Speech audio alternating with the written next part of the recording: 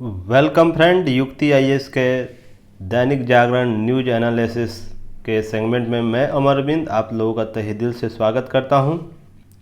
आज 20 अगस्त है, तो 20 अगस्त में राष्ट्रीय संस्करण जो दैनिक जागरण का है उसमें आपके पीटी मेंस और इंटरव्यू ओरिएंट कौन से न्यूज़ इम्पोर्टेंट कौन सा न्यूज़ इम्पोर्टेंट है उसे देखेंगे। आज उस पर विस्तृत चर्चा की जाएगी और बहुत सी न्यूज़ कल के न्यूज़ से संदर्भित है उसे भी इंगित करते हुए आगे बढ़ेंगे। क्या इम्पोर्टेंट रहा कल का न्यूज़ आज के न्यूज़पेपर दोनों में मिलाकर देखा जाएगा। तो उससे पहले जो भी हमारे नए व्यूअर हैं, नए स्टूडेंट हैं, चैनल को सब्सक्राइब कर ले, साथ ही बेल आइकन को भी दबाएं ताकि सारे नोटिफिकेशन आप तक जल्द से जल्द पहुँचे। और जो हमारे पुराने मित्र हैं, पुराने स्टूडेंट हैं, पुराने व्यूअर हैं, वो चैनल को शेयर कीजिए ताकि और भी लोग हमसे जुड़ सकें।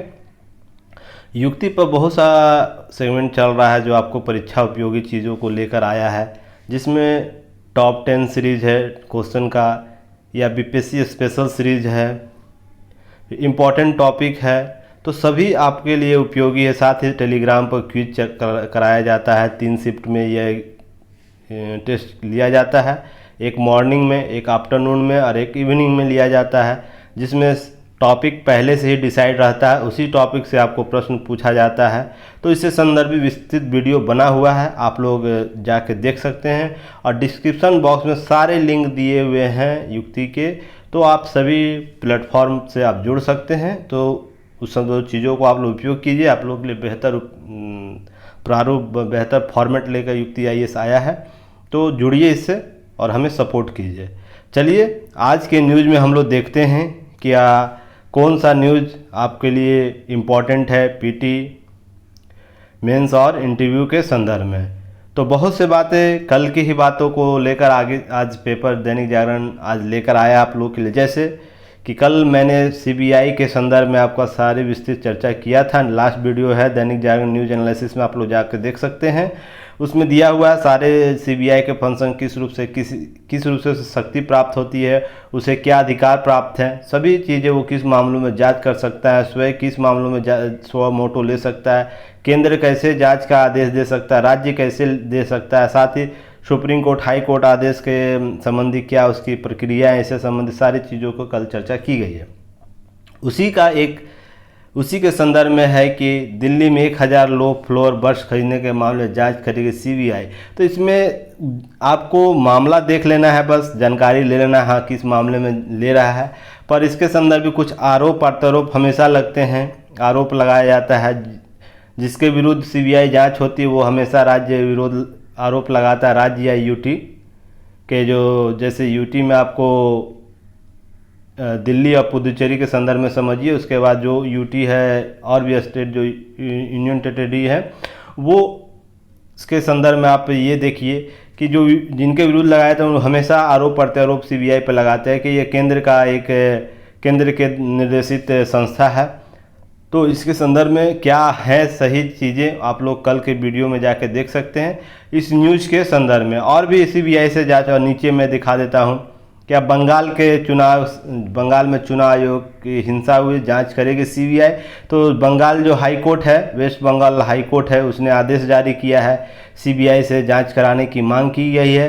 तो इस पर आरोप प्रत्यारोप लगे हैं। तो इसके संदर्भ में चीज़ें हैं, आप लोग देखिएगा न्यूज़ में। कल का वीडियो से ही आप लोग इसको टाई अप करके देख लीजिए। कल का वीडियो जरूर सीबीआई के मामले में आप लोग जाकर देखिए, बहुत सी चीज़ों आपके आज के न्यूज़ से कोऑर्डिनेट है। नेक्स्ट एक और नीचे है आप लोग को सीबीआई को, उसके बाद ही आगे बढ़ूंगा। सीबीआई से एक न्यूज़ यहाँ भी है, परेशान करने के लिए केंद्र सरकार सीबीआई का करता है इस्तेमाल। जब हाई कोर्ट आदेश देता है तो ये कैसे आप कर सकते हैं कि केंद्र सरकार के दिशा निर्देश से ये कार्य हो रहा है। हाँ, कुछ विवाद जरूर उठते हैं, प्रश्न चिन्ह लगाया जाता है, पर सीबीआई की जांच एजेंसी का जो रूप है, प्रारूप है, उस पर आज भी लोगों का विश्वास कायम है। तो इस संदर्भ में चीज़ों को देखने के आगे बढ़ने की चीज़ है। तो इसके संदर्भ में आरोप प्रत्यारोप लगते रहेंगे क्योंकि यह लोकतांत्रिक देश है और अभिव्यक्ति की आज़ादी है। इसकी असीम सीमा यहाँ पर असीम सीमा के रूप में देखा जाता है। भले युक्त प्रतिबंध व्यवस्था की गई है, पर जब किसी चीज़ को बोल दिया जाता है उसके बाद यह कहना मात्र कि मैं क्षमा प्रार्थी हूँ इस संबंध में, तो यह कहीं नहीं कहीं असीमित व्यवहार को व्यक्त करता है। तो इस संदर्भ में आप उस सब चीज़ों को देखिए, न्यूज़ को समझिए। और सीबीआई की भूमिका आपको एग्ज़ाम में बहुत इंपॉर्टेंट हो जाती है। वो पीटी के संदर्भ में आपको प्रश्न पूछे जा सकते हैं, मेंस और इंटरव्यू में तो ये आपकी भूमिका बहुत ही महत्वपूर्ण हो जाती है, क्योंकि बहुत से मेरे जो सहपाठी मित्र हैं जिनका चयन हो चुका है या जिनका नहीं हुआ भी है, उनसे सीबीआई के बारे में इंटरव्यू से पूछा गया था। इंटरव्यू में सीबीआई से संबंधित चीज़ों को पूछा गया, क्यों इसे सीबीआई केंद्र प्रायोजित संस्था बोला जाता है, क्यों इसे कि पीएमओ आधारित संस्था बोला जाता है, पीएमओ के दिशा निर्देशित। तो इससे संदर्भित चीज़ें आप लोग को देखने को मिलेगा। हमेशा राज्य आरोप क्यों लगाता है, तो ये सब मुद्दे जब आप मेंस और इंटरव्यू के दौरान होंगे तो आपको बार बार देखने को मिलेगा। तो इसको एक बार में ही आप लोग कॉन्सेप्ट क्लियर कर लीजिए। नेक्स्ट कल का जो लास्ट जो कल का वीडियो है आप लोग उसे देखिए, और सभी न्यूज़ को जो आज के न्यूज़ जो और समय के बाद आएंगे भी जो न्यूज़, उसको टाई अप करके आप लोग न्यूज़ को समझिए। चलिए, ये हो गया सीबीआई से संबंधित। तो इसके बाद आपको कल मैंने ही बताया था, क्या तालिबान लास्ट 2-3 वीडियो से ही मैं बता रहा हूँ, तालिबान जब सत्ता में आया है तो वहाँ गृह युद्ध जरूर छिड़ेगा। गृह युद्ध क्यों छिड़ेगा? क्योंकि जो लोग लोकतांत्रिक मान्यताओं पर विश्वास करते हैं वो कभी भी कट्टर इस्लामवाद को बढ़ावा नहीं देंगे, क्योंकि राष्ट्र की संपन्नता के संदर्भ में लोकतांत्रिक मान्यताओं को रहना बहुत ज़रूरी है। अगर कोई भी राष्ट्र एक विकसित राष्ट्र के संदर्भ में आगे बढ़ना चाहता है तो लोकतांत्रिक मान्यताओं को आगे बढ़ाना होगा। इस संदर्भ में आप पूरी तरह इस्लामिक कंट्री के रूप में आप खुद को जब स्थापित करना चाहते हैं तो बहुत से लोकतांत्रिक मान्यताओं का लोप करते हैं, जिससे आपको अंतर्राष्ट्रीय संस्थाओं के द्वारा विरोध किया जाता है। जैसे आप लोगों को कल के न्यूज़ में ही पता चला होगा, आईएमएफ ने यह घोषणा कर दिया है कि तालिबान समर्थित जो आप अफगानिस्तान सरकार बनेगी वो किसी भी आईएमएफ फंड का यूज नहीं कर सकती है। तो इसी प्रकार जब विश्व की सबसे बड़ी वित्तीय संस्था आपको यह घोषणा कर दी है तो इसको देखा देखी इसी के प्रारूप पर सभी संस्थाएं, अब वर्ल्ड बैंक हो या और भी संस्थाएं, लोकतांत्रिक संस्थाएं हैं, वित्त फंडिंग को लेकर आदेश जारी कर सकती है। तो विकास के लिए सबसे बड़ा, किसी भी राष्ट्र के विकास के लिए वित्त की बहुत ही ज़रूरत होती है। इसका जीता जागता उदाहरण आपको पाकिस्तान के संदर्भ में समझ सकते हैं। उसे वित्त का जब कमी होता है तो वो किसी राष्ट्र के पास जाता है। तो राष्ट्र अगर नहीं करे, मान लीजिए चीन उसे धन को आवंटित करता है, अमेरिका करता है, तो अमेरिका जब बंद कर दिया तो वो चीन के पास गया। चीन भी किसी कारणवश, किसी दबाव के कारण से अगर बंद कर देता है वित्त का आवंटन, और उसे विभिन्न संस्थाओं से उसको ग्रे लिस्ट में डाला जा चुका है विभिन्न संस्थाओं के द्वारा, तो इससे संदर्भ में आप चीज़ें समझ सकते हैं कि अगर वित्त नहीं होगा तो कैसे कोई राष्ट्र विकास कर सकता है। उसे धन धन एक आवश्यक तत्व है किसी राष्ट्र के विकास के लिए। तो इसी संदर्भ में आप समझिए, तो लोकतांत्रिक मान्यताएं बहुत ज़रूरी है किसी राष्ट्र के लिए। आपका प्रारूप राष्ट्र में कुछ भी रहे, उसके लिए आपको लोकतंत्र को बहाल जरूर करना होगा। चीन भी एक साम्यवादी देश है, पर वो लोकतांत्रिक मान्यताओं को आगे बढ़ाते हुए कार्य करता है। चीन अपनी आंतरिक चीज़ों को बाहर लाने से बचता है, पर अंतर्राष्ट्रीय व्यवहार में वो लोकतांत्रिक, जब भी अंतर्राष्ट्रीय व्यवहार में आता है, अंतर्राष्ट्रीय फॉर्मेट पर आता है, मंच पर आता है, वो लोकतांत्रिक मान्यताओं की वकालत जरूर करता है। पर जब इस्लामिक कंट्रियों की बात होती है तो आप वहाँ कहीं ना कहीं वह शरिया लॉ की बात करता है। तो इससे संदर्भित जो भी है, आप WTO में जाइएगा, UNO में जाइएगा या IMF जैसे वित्तीय संगठनों में जाइएगा, तो आपको कहीं ना कहीं लोकतांत्रिक मान्यताओं को जरूर आगे बढ़ाना होगा। तो इसी संदर्भ में चीज़ें स्पष्ट हो रही हैं और धीरे धीरे जो पत्ते हैं धीरे धीरे खुल रहे हैं। वहाँ पर गृह युद्ध, कल अफगानिस्तान का आज़ादी दिवस था, उसे जूम करके मैं थोड़ा दिखा दूँ, उसके बाद आगे बढ़ूँगा कि 19 अगस्त 1919 में आज़ाद हुआ था ब्रिटिश नियंत्रण से अफगानिस्तान। तो उसके संदर्भ में आज़ादी दिवस मनाया जाता है, तो कुछ महिलाओं या कुछ संगठनों द्वारा, और वहाँ के जो कार्यवाहक राष्ट्रपति हैं खुद, जो उपराष्ट्रपति थे गिनी सरकार में, उन अमरुल्लाह साहेल ने इसे ऐतिहासिक बताते हुए इसका समर्थन किया है।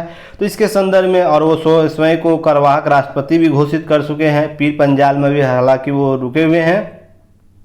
तो इसके संदर्भ में आपको चीज़ें देखने को मिलेगी। साथ ही आपको ये भी आपको जानना चाहिए, क्या जो पंचशील है, पंचशील उसमें किस संगठन के द्वारा ये गृह युद्ध के संदर्भित चीज़ों को बढ़ावा दिया जा रहा है ताकि लोकतांत्रिक मान्यताओं को स्थापित किया जा सके।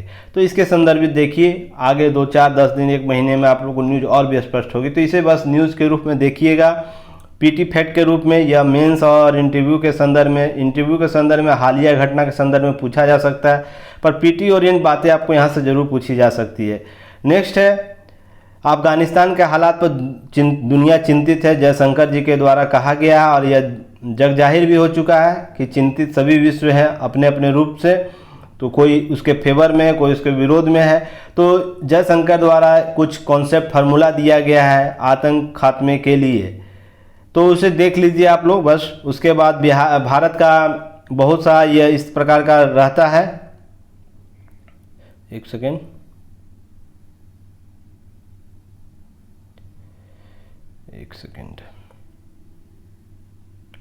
हाँ चलिए आइए देखते हैं।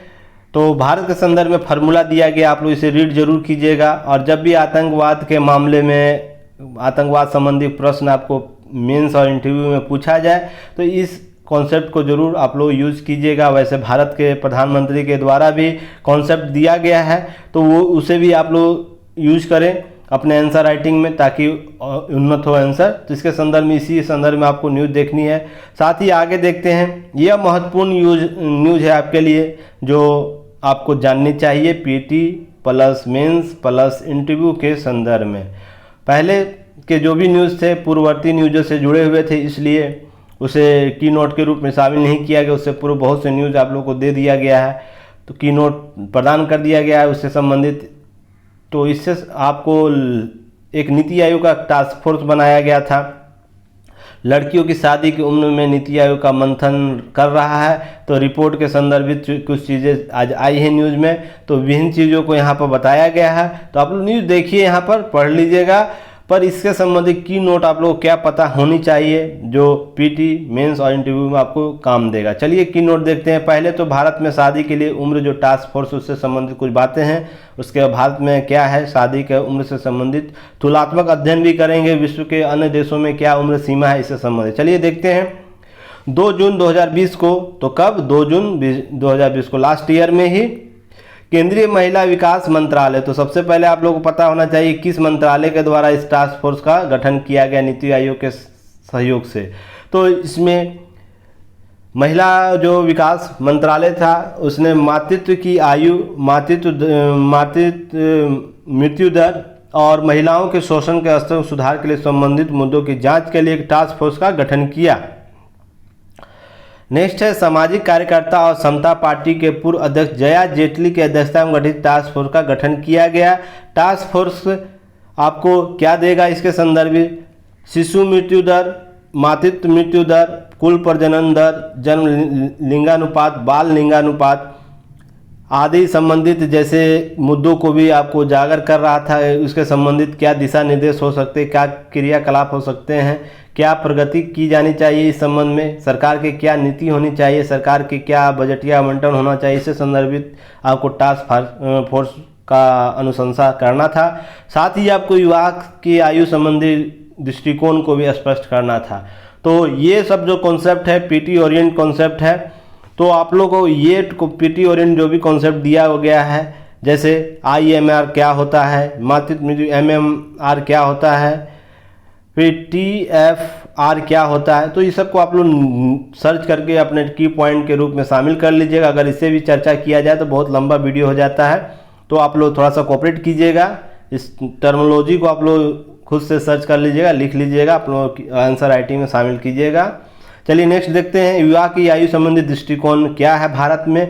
तो भारतीय दंड संहिता IPC जो इंडियन पेनल कोड है 1860 में 10 वर्ष से कम उम्र की लड़की के साथ किसी भी प्रकार का शारीरिक संबंध अपराध की श्रेणी में रखता है। तो आप विवाह भी कर लेते हैं तो अगर विवाह के बाद शारीरिक संबंध रखते हैं तो भी आपको आईपीसी की धारा में 1860 में, उस वक्त जब 1860 में ये आया था उस वक्त की बात हो रही है, तो उस समय भी अपराध की श्रेणी में इसे रखा गया था। तो उस समय आप मान सकते हैं इस संदर्भ में। फिर नेक्स्ट है 1927, 12 वर्ष से कम आयु की लड़कियों के साथ विवाह अमान्य घोषित किया गया। तो पहले कितना था, 10 वर्ष, उसके बाद 12 वर्ष। आप लोग याद भी रखिएगा आयु सीमा कब किस वर्ष बढ़ा, यह पीटी में आप लोगों को बहुत काम देगा। साथ में आंसर राइटिंग तुलनात्मक रूप से करने में बहुत फायदा होगा। वर्ष 1929 में फिर 2 वर्ष के बाद बाल निरोधक अधिनियम के माध्यम महिला और पुरुषों के विवाह की न्यूनतम आयु 14 और 18 वर्ष निर्धारित किया गया। कितना, 14, महिलाओं के लिए 14, पुरुषों के लिए 18। तो वर्ष भी ध्यान में रहिए। यह महत्वपूर्ण है। 1978 का शारदा एक्ट अधिनियम जो आया था, उसके लड़कियों की उम्र की सीमा 15 से बढ़ा के कितना कर दी, 18।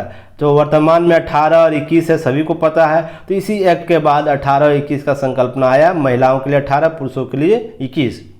साथ में आप लोगों को याद रखना चाहिए, उम्र सीमा बढ़ाने के लिए राजस्थान, दिल्ली और मद्रास उच्च न्यायालय में संबंधित मामले अभी तक निलंबित हैं। उस पर दिशा निर्देश नहीं दिए गए, पर बहुत से आयोग के बहुत से सामाजिक कार्यकर्ताओं द्वारा तथा राज्यों के द्वारा इस संदर्भ में दिशा निर्देश जारी किए गए थे। तो उसी के संदर्भ में नीति आयोग ने एक टास्क फोर्स के संबंधित एक गठन किया था। नेक्स्ट है भारत संबंध में आंकड़े क्या, भारत के संबंध में जो आंकड़ा है शादी की उम्र से संबंधित, उसे देख लेते हैं। क्या यह युक्ति युक्त है, जो गठन किया गया था नीति आयोग का टास्क फोर्स, उससे संबंधित जो भी है तो देख लेते हैं क्या है। यूनिसेफ की रिपोर्ट आंकड़ों के अनुसार भारत के 27% लड़कियों की शादी 18 तक और आयु तक और 7% 15 साल तक की उम्र की जो होते हैं तब शादी कर दी जाती है। 27% शादी कब होती है, 18%, 18 वर्ष जब हो जाता है उनका, तो कुल शादियों का 27% इस और में, और 7% 15 साल से पूर्व ही कर दी जाती है। तो इसके संदर्भ में यूनिसेफ का डाटा है।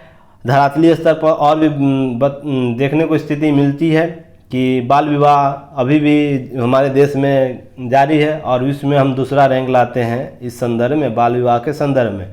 तो देखिए क्या है, जिसका सीधा संबंध क्या होता है, सीधा असर होता है कम उम्र में माँ बनना और माँ के प्रसव के दौरान मौत पर आना नहीं, मौत की प्रवृत्ति बढ़ती है, मातृत्व मृत्यु दर जो होता है वो बढ़ता है, उसके संदर्भ में चीज़ें इंगित होता है। विश्व स्वास्थ्य संगठन WHO के अनुसार भी क्या होता है, मातृत्व मृत्यु दर गर्भावस्था या उसके प्रबंधन संबंधी कारणों के कारण प्रत्येक वर्ष लगभग 1 लाख, तो आंकड़ा आप लोग याद रखें, प्रति वर्ष लगभग 1 लाख महिलाओं की मृत्यु मातृत्व के कारण आकस्मिक और अप्रत्याशित कारणों को छोड़कर मौत हो जाती है।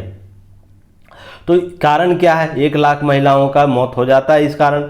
अब नेक्स्ट है बाल विवाह निषेध अधिनियम 2006 में विवाह आयु, सजा और जुर्माना समेत अन्य बदलावों को काम कर रहा है ये टास्क फोर्स। इसके संदर्भ में आपको देखना है न्यूज।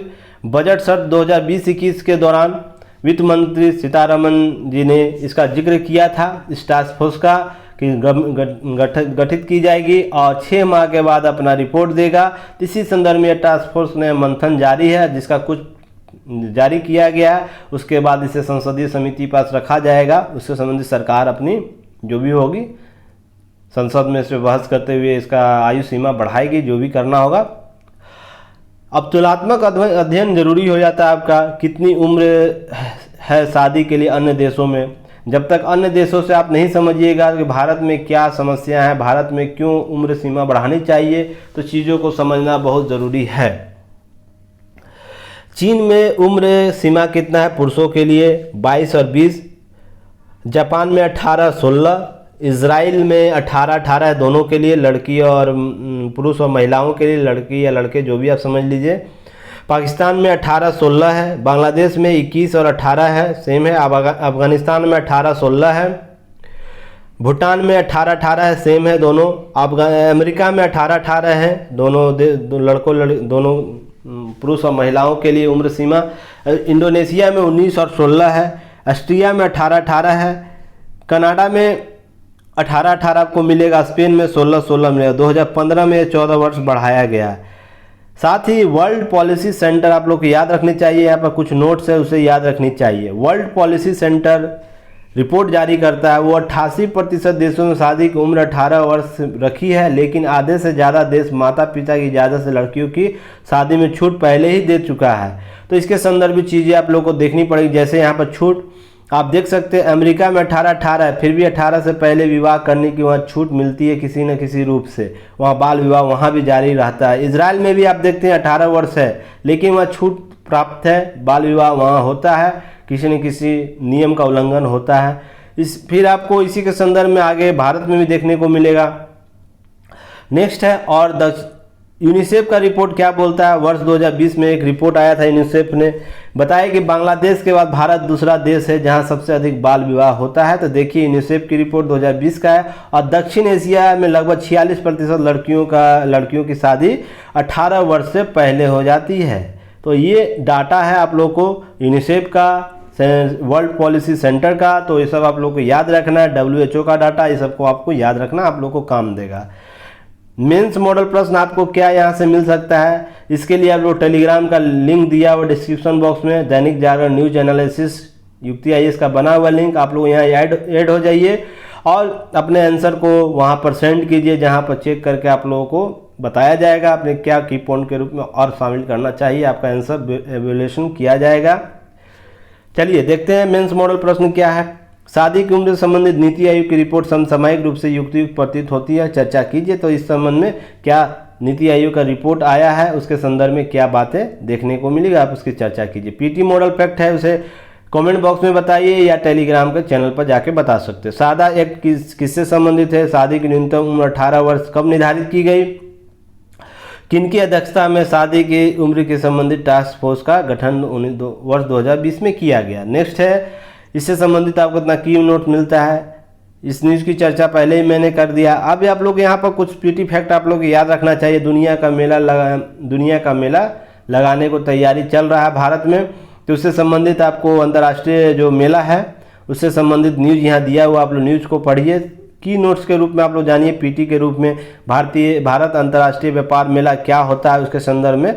तो नवंबर 2019 में 39वें भारत अंतर्राष्ट्रीय व्यापार मेला 39th इंटरनेशनल ट्रेड फेयर 2019 का आयोजन प्रगति मैदान नई दिल्ली में किया गया था। 2019 एक्चुअली 2020 में नहीं किया गया क्योंकि कोरोना के कारण, तो आपको यहाँ से पूछ सकता है। तो ये इस वर्ष जो लगेगा वो 40वां होगा। तो इसके संदर्भ 2019 का जो मेला लगा उसका थीम था व्यापार करने में सुगमता, ईज ऑफ डूइंग बिजनेस।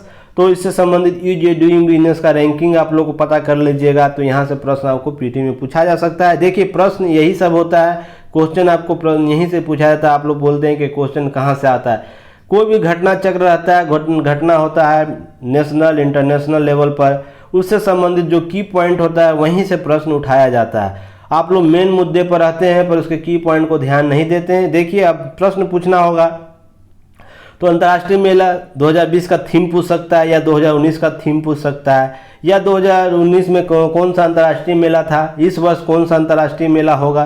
तो रैंकिंग पूछ सकता है, ईज ऑफ डूइंग बिजनेस में रैंक कितना है भारत का, विश्व में रैंक कौन प्रथम है। तो प्रश्न तो देखिए यहीं पर मिलेगा आप लोगों पर, ध्यान दीजिए इन सब चीज़ों को। ये बेहतर फॉर्मेट आप लोगों के लिए आया है। आप अगर इसके बेहतर तरीके से 1 साल फॉलो कर लेते हैं तो आपका चयन जो होने का दर है वो ज़रूर बढ़ जाएगा और जो पहले है उसमें इम्प्रूवमेंट ज़रूर आएगा। इसलिए युक्ति IAS के द्वारा ये इस फॉर्मेट को लाया गया है जो अब तक कोई भी चैनल आपके सामने नहीं लाया है। चलिए देखते हैं इसके संदर्भ में मेले का उद्घाटन कौन किए थे, नितिन गडकरी। तो आपको यहाँ से भी प्रश्न होगा, इस मेले का उद्घाटन किन के द्वारा किया जाएगा। तो देखिए प्रश्न पूछा जा चुका है, इसमें पिछले वर्ष पूछा गया था प्रश्न, तो इससे संदर्भ देखिए इस वर्ष भी प्रश्न पूछा जा सकता है। 2019 में अफगानिस्तान के मेले के भागीदारी देश था। तो देखिए 2019 चर्चा में इसलिए रहेगा ये क्योंकि आपको देख रहे हैं अफगानिस्तान के मामले में बहुत सा विवाद आया है, तो अफगानिस्तान का चर्चा तो 2019 के संदर्भ में प्रश्न पूछा जा सकता है। तो भागीदार देश कब था अफगानिस्तान, तो 2019 में था। तो इससे संबंधित आपको प्रश्न पूछा जा सकता है। नोट आपको याद रखना चाहिए क्या, जैसा पहले बताया 2020 में मेले का आयोजन नहीं कराया गया था कोरोना के कारण, इस वर्ष कराया जा रहा है जो 40वां होगा। तो चलिए ये न्यूज आपको PT फैक्ट याद रखना चाहिए। अब नेक्स्ट बढ़ते हैं। नेक्स्ट आपको ये न्यूज़ जरूर पढ़नी चाहिए कि जटिल हो रही राष्ट्रीय सुरक्षा चुनौतियां, राजनाथ जो हमारे रक्षा मंत्री हैं उनके द्वारा बोला गया है। तो इसके संदर्भ में कुछ फॉरम न्यूज़ दिया गया, आप लोग देखिएगा आईडेक्स के रूप में। तो क्या नीति है इसके संदर्भ में, सारे न्यूज़ को आप लोग देखिए, क्योंकि यह बहुत महत्वपूर्ण हो जाता है अब समसामयिक दौर में। तो इससे संबंधित की नोट्स क्या उसे देख लेते हैं। डिफेंस इंडिया स्टार्टअप चैलेंज क्या है, इससे संदर्भित और भी बातें उसे देख लेते हैं। तो ये 5.0 हुआ है, आप लोग सब देख रहे होंगे, न्यूज़ में पढ़े होंगे, अभी जो नहीं है पढ़े अभी पढ़ लेंगे। तो डिफेंस इंडिया स्टार्टअप चैलेंज क्या है, 10 डिस, जिसको DISC डिस बोला जाता है। तो इसके संदर्भ में 3 वर्ष पहले innovation for defence excellence iDEX के रूप में और डिफेंस और इनोवेशन ऑर्गेनाइजेशन DIO ने नई दिल्ली में DISC के रूप में डिफेंस इंडिया स्टार्टअप चैलेंज 5.0 की शुरुआत की है। तो पहला कब हुआ था, 3 वर्ष पूरा 2021 चल रहा है, तो कब हुआ आप लोग कमेंट बॉक्स में बताइए। तो 1 का कब हुआ है भारत में आयोजन, तो उसके संदर्भ में कमेंट बॉक्स में बताइए। इसका उद्घाटन कौन कर रहे हैं, राजनाथ सिंह। 5.0 का उद्घाटन कौन किए, 5.0 का राजनाथ सिंह। आईडेक्स क्या है, आईडेक्स रक्षा और एरोस्पेस क्षेत्रों में विभिन्न स्टार्टअप के लिए एक मंच देता है। तो किसके संदर्भ में आईडेक्स है, तो ये आपको PT फैक्ट के रूप में पूछा जा सकता है। यह विशिष्ट क्षेत्र में प्रौद्योगिकी विकास, संभावित सहयोग, निगरानी के लिए अम्ब्रेला संगठन है। तो आईडेक्स याद रखिए एक अम्ब्रेला आयोजन है। तो आईडेक्स क्या है, अम्ब्रेला संगठन के रूप में भी कार्य करता है। DICS राउंड जो 5.0 के तहत सेवाओं और रक्षा सार्वजनिक क्षेत्र उपकरणों के प्राप्त समस्याओं के विवरण रक्षा मंत्री राजनाथ सिंह द्वारा लॉन्च किया गया। इसके संदर्भ में बातें की गई हैं, तो उसे आप लोगों को ध्यान रखना चाहिए। इससे इतर सरकार के क्या कार्य आप लोगों को जानना चाहिए, क्योंकि आप लोगों को PT plus mains plus interview में यह काम देगा। रक्षा मंत्रालय वित्तीय वर्ष 2020-21 के लिए आईडेक्स पहल के माध्यम से घरेलू खरीद के लिए कुल 1000 करोड़ रुपये निर्धारित की है। घरेलू खरीद यानी भारतीय कंपनी द्वारा जो भी प्रोडक्ट बनाया जाएगा रक्षा संबंध में, तो उससे संबंधित 1000 करोड़ का निवेश का बात की है, खरीदेगा भारत। उसके साथ ही रक्षा मंत्री और रक्षा एरोस्पेस क्षेत्र में 300 से अधिक स्टार्टअप और नवाचार को बढ़ावा देने अगले 5 वर्ष तक 4.98 करोड़ लगभग 500 करोड़ रुपये के बजट को मंजूरी दी है। इसके संदर्भ में बातें देखने को मिलती है। इन घोषणाओं ने युवा उद्यमियों के द्वारा विकसित किए जा रहे असंख्य नवाचार उत्पादों के लिए घरेलू खरीद आश्वासन प्रदान करता है, क्योंकि आपको देख रहे वित्तीय आवंटन बढ़ाया जा रहा है, धीरे धीरे बढ़ रहा है और भी बढ़ेगा। जबकि भारत के रक्षा क्षेत्र में 2025 तक 5 ट्रिलियन अर्थव्यवस्था लक्ष्य की दिशा महत्वपूर्ण कदम या योगदान दे सकता है। कमेंट बॉक्स में बताइए पिछले साल DRDO ने कितने रुपए का जो इसका निर्यात संवर्धन जो विंग है उसने कितने रुपए का निर्यात किया है अपने रक्षा उत्पादों का। नेक्स्ट है, इसके साथ ही आपको रक्षा मंत्रालय ने, मिनिस्ट्री ऑफ डिफेंस ने सार्वजनिक प्रक्रियाओं के लिए रक्षा उत्पादन और निर्यात संवर्धन नीति 2020 को घोषणा की। इसका वीडियो आप लोगों को जाके इम्पोर्टेंट टॉपिक में कवर किया गया है, या तो टॉप 10 सीरीज आप लोग देखिए, उसमें इस टॉपिक को कवर किया गया है। इसका उद्देश्य क्या है, 2025 तक एरोस्पेस रक्षा वस्तुओं सेवाओं में 5 बिलियन के निर्यात सहित 1,75,000 करोड़ रुपये विनिर्माण कारोबार को सुनिश्चित करना। तो इस नीति का क्या कार्य है, 2025 तक कितना क्या करना है, 2025 तक आपको एरोस्पेस और रक्षा उत्पादों के लिए वस्तुओं तथा सेवाओं के लिए 5 बिलियन का निर्यात सहित 1,75,000 वस्तुओं का विवरण, 5 लाख आपको बिलियन का जो है निर्यात करेगा रक्षा उत्पाद एरोस्पेस क्षेत्र में।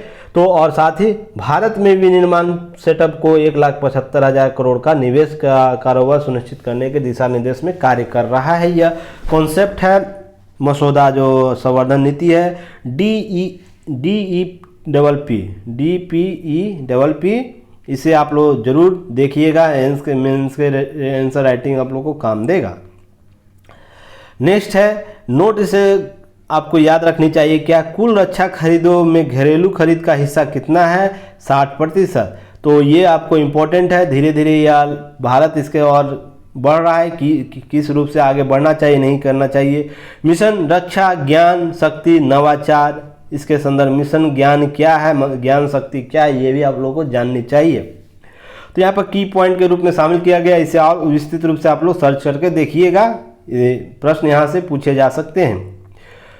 नवाचार प्रौद्योगिकी विकास को बढ़ावा देने के लिए DPSU जो आयुध निर्माण बोर्ड, ऑर्डिनेंस फैक्ट्री बोर्ड से अधिक पेटेंट फाइल करने के लिए शुरू किया गया है। तो ये नवा पेटेंट फाइल के संदर्भ में एक नया कॉन्सेप्ट है, मिशन रक्षा ज्ञान शक्ति, तो आप लोग इसे जरूर देखिएगा।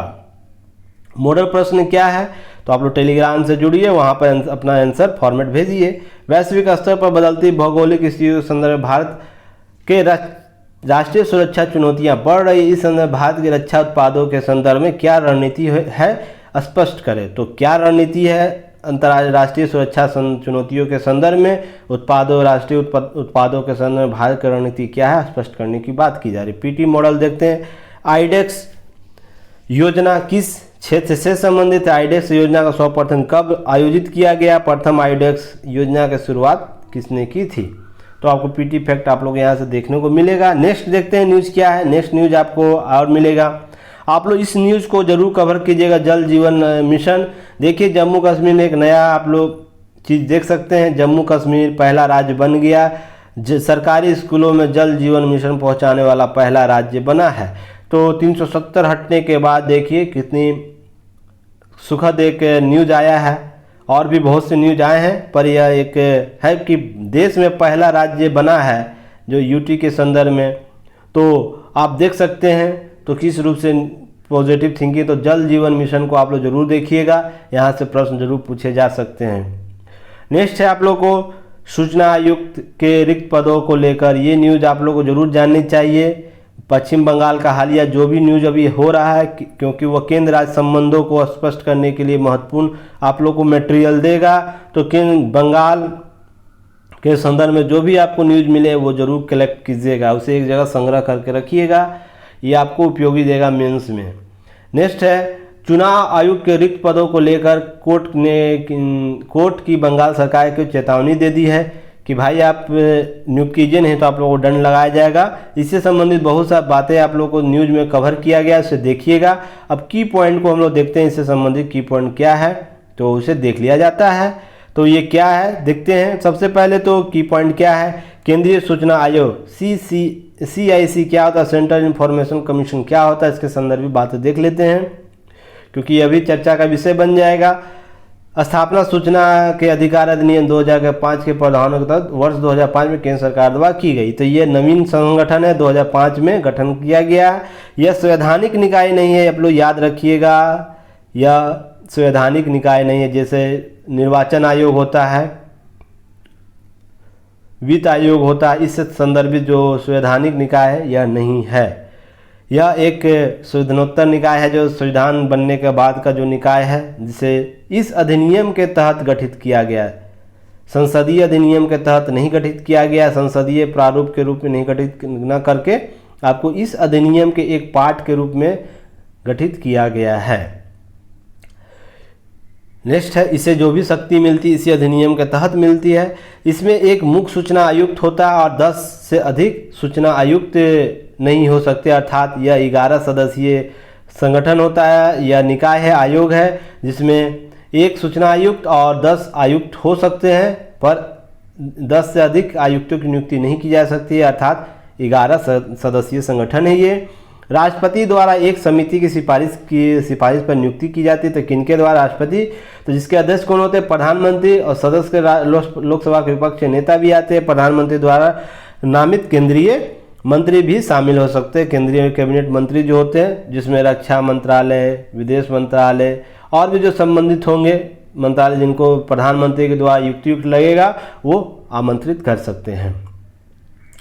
आयोग का अधिकार क्षेत्र सभी केंद्रीय लोक प्राधिकरणों तक होता है। तो देखिए यह सभी केंद्रीय लोक प्राधिकरण है जो आप उसकी सूचना के संदर्भ में कार्य कर सकता है। मुख्य सूचना आयुक्त और सूचना आयुक्त केंद्र सरकार द्वारा निर्धारित अवधि या 65 वर्ष की आयु तक जो भी पहले हो तक पद पर बना रह सकता है, परंतु आप लोग यहाँ याद रखना चाहिए कि यह पुनः नियुक्ति के पात्र नहीं होते हैं। तो आप लोग कमेंट बॉक्स में बताइए कौन से ऐसे पद हैं जो पुनः नियुक्ति के पात्र नहीं होते हैं। यह बहुत ही बार बार प्रश्न आपको यूपीएससी पीसीएस एग्जाम में पूछा जा चुका है, वनडे एग्जाम में पूछा जा चुका है। तो देखिए प्रश्न यहीं से पूछे जाते हैं, आप लोग विश्वास करते नहीं हैं, प्रश्न यहीं से आता है, आप लोग सीरियस होकर इस चीज़ को लीजिए। जो CIC की शक्तियाँ क्या कार्य है इससे संबंधित देखते हैं। वह सूचना के अधिकार, एक सेकेंड,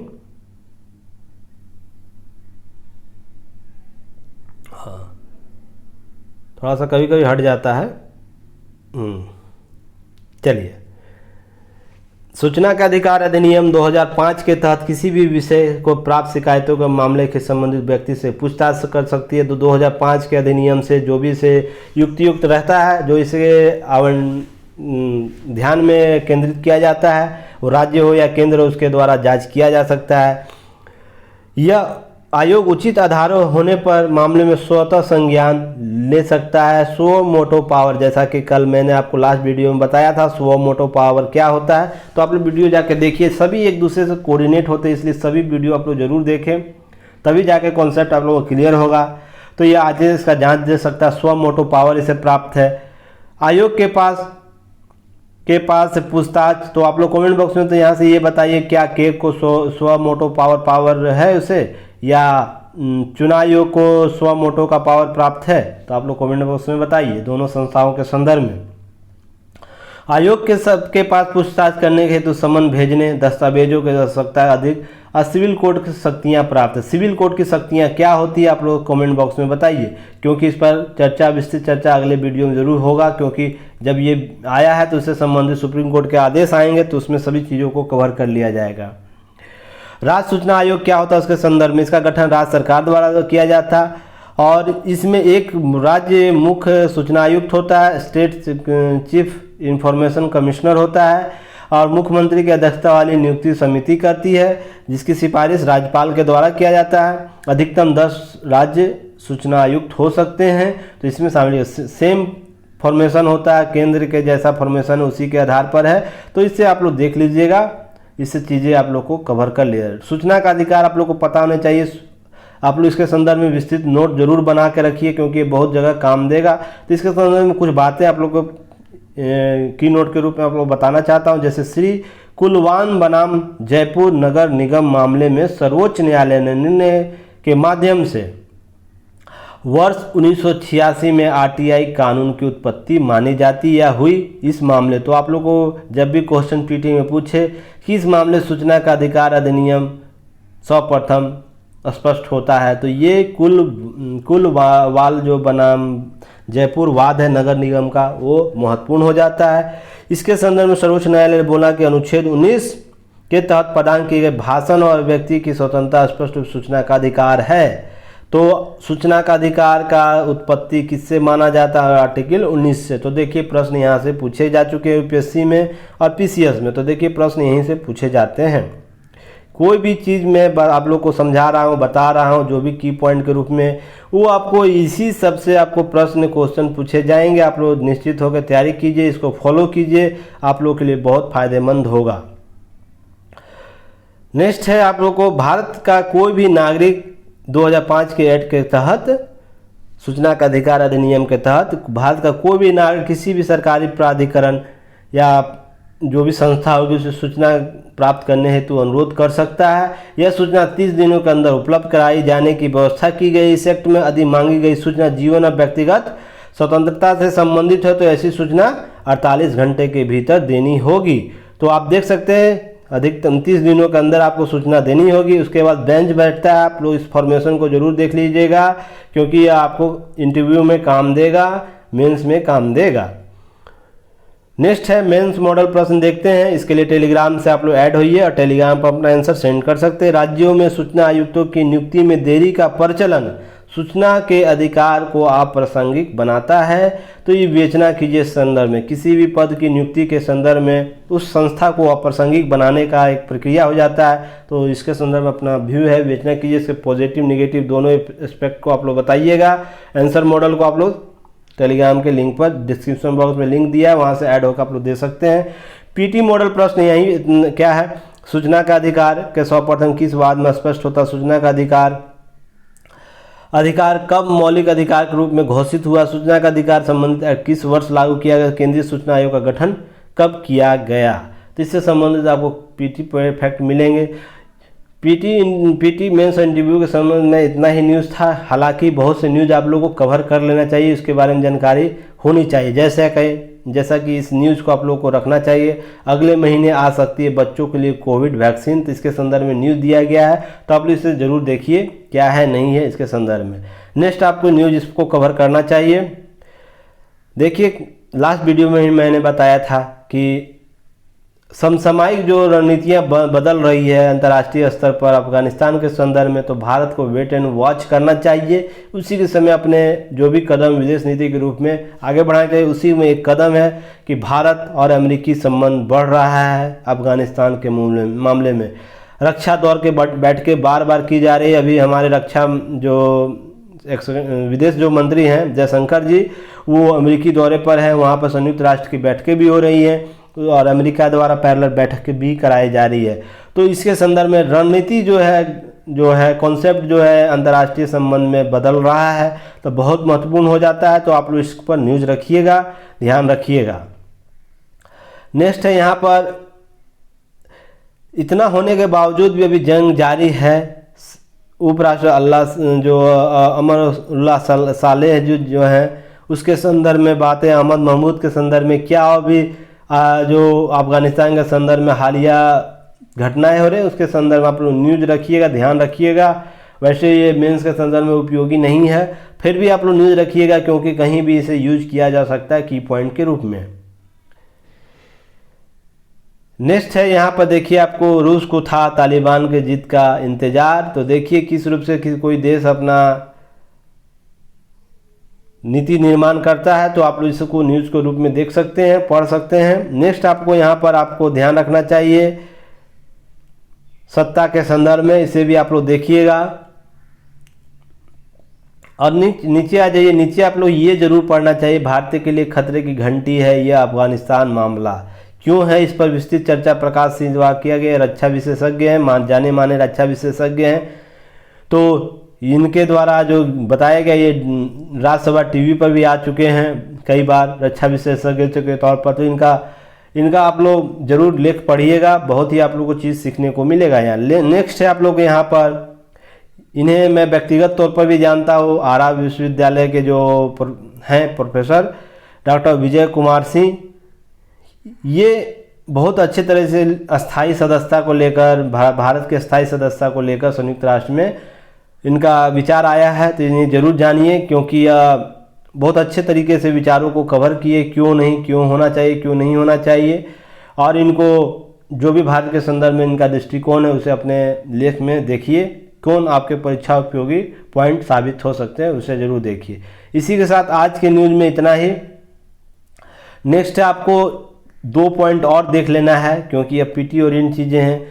पूर्वांचल बनेगा सब्जी निर्यात का केंद्र, इसके संबंधित कौन कौन से सब्जियों का बढ़ावा दिया जा रहा है, क्या किसान रेल है, इससे संदर्भित चीज़ें आप लोग को देख लेनी है। तो ये आप लोग को पीटी फैक्ट के रूप में। और नेक्स्ट है यहाँ पर आपको पीटी के रूप में 2025 तक हर घर में प्रीपेड बिजली मोटर होगा अनिवार्य। तो पीटी फैक्ट के रूप में आप लोग को इसको देख लेना है। आज के न्यूज़ में इतना ही, शेष कल न्यूज़ में देखेंगे क्या आएंगे। आज का न्यूज़ कल के न्यूज़ से बहुत कोऑर्डिनेट था, तो कल का वीडियो जरूर देखिएगा, तो ही आज के वीडियो को सीबीआई के मामले में समझ पाइएगा। कल तक के लिए मैं अमरविंद आप लोगों से विदा लेता हूं। धन्यवाद, जय हिंद।